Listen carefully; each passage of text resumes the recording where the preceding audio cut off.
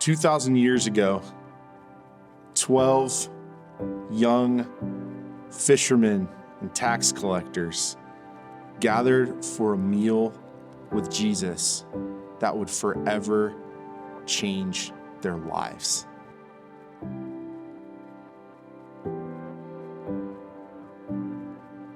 This is a story that we're familiar with.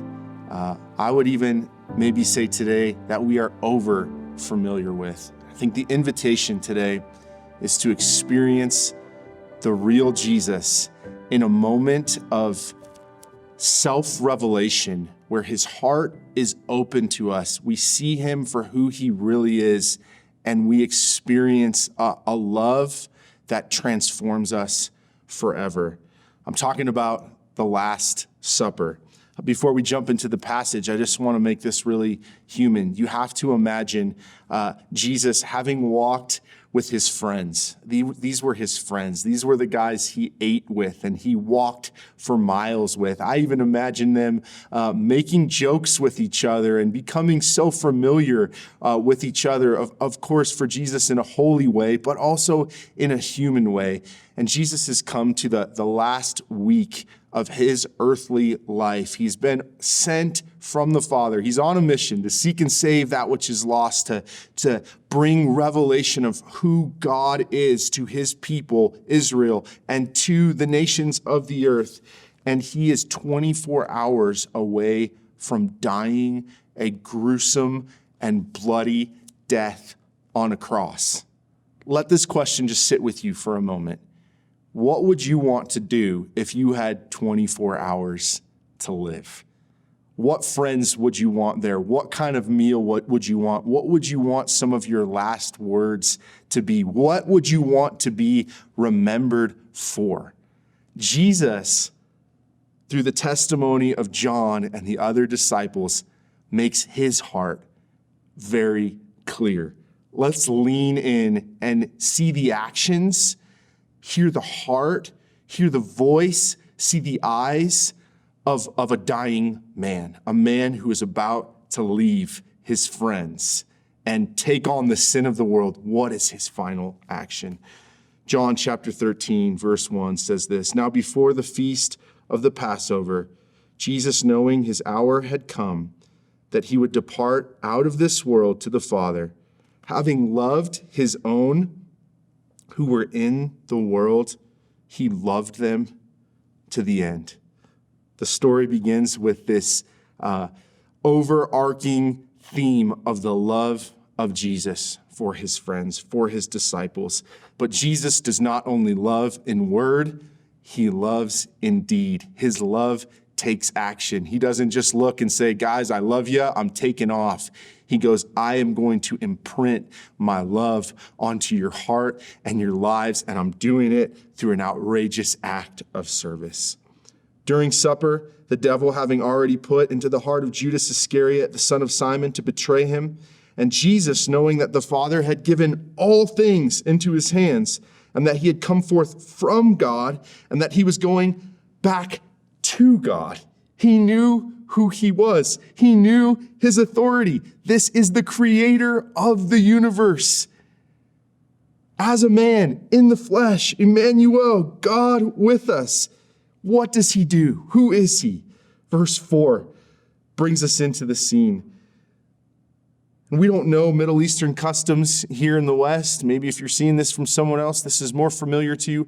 But they walked daily, dusty roads, even in this week leading up to Passover, this meal, this feast. Again, Jesus and his disciples had been walking miles on dusty roads, and they needed a servant to wash their dirty feet so that when they reclined at the table and had this special Passover meal, they wouldn't be smelling each other's stinky feet. It's just as real as that. But there was no servant there, or at least not one that we have yet seen. And it says that he got up from supper and he laid aside his garments, and taking a towel, he girded himself. And I would just even encourage you, maybe where you're at today, to close your eyes and to picture this. Then he poured water into the basin and began to wash the disciples' feet and to wipe them with the towel with which he was girded. Jesus came not to be served, but to serve. He came to win our hearts with his love and his grace. And you know what? Some people may be hearing this and saying, well, Jesse, it's not about us. It's all about his glory and his fame. And I would say to you, 100%, I agree. But when Jesus takes the towel and the bowl, he dignifies and demonstrates his love for humanity, for these 12 men, even one of those men being a man who was about to brutally betray him for a small sum of money. He says, they have to know my heart. Before I leave, I have to leave them a moment, not just some fact about me, but an experience. Let's hone in on that today. Jesus actually wants us to experience him as a servant, as a God of love and of grace, self-giving. And again, you might have that objection that I can't let him do it because it's not about me. Peter actually did that in this story. He goes, Lord, you're not washing my feet. You're the master. I serve you. I think some of you might even be feeling that right now. No, it's all about us serving him.